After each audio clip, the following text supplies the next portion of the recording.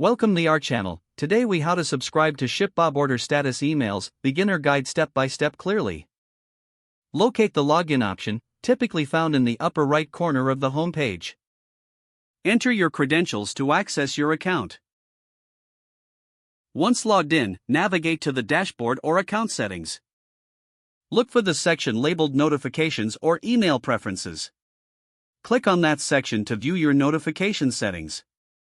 In the Email Preferences, find the option for Order Status Emails. This option may be labeled as Order Updates or similar.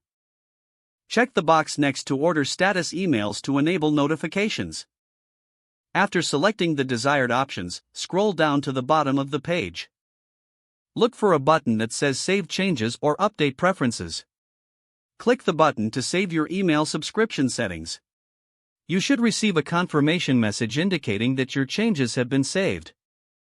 Now, check your email inbox to ensure the updates are correctly set up.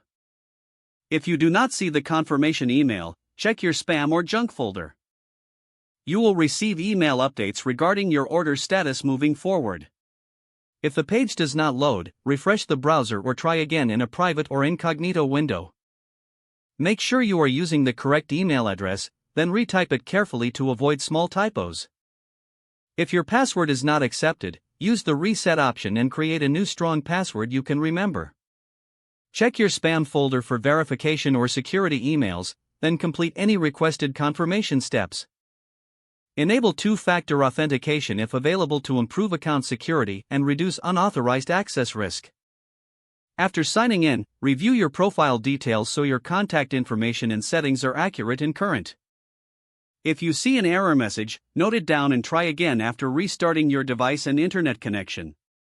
Log out when you finish, especially on shared devices, to keep your account and payment information secure. If the page does not load, refresh the browser or try again in a private or incognito window. Make sure you are using the correct email address, then retype it carefully to avoid small typos. If your password is not accepted, use the reset option and create a new strong password you can remember. Check your spam folder for verification or security emails, then complete any requested confirmation steps. Enable two-factor authentication if available to improve account security and reduce unauthorized access risk. After signing in, review your profile details so your contact information and settings are accurate and current. If you see an error message, note it down and try again after restarting your device and internet connection. Don't forget to like this video and subscribe to our channel for more step-by-step tech guides.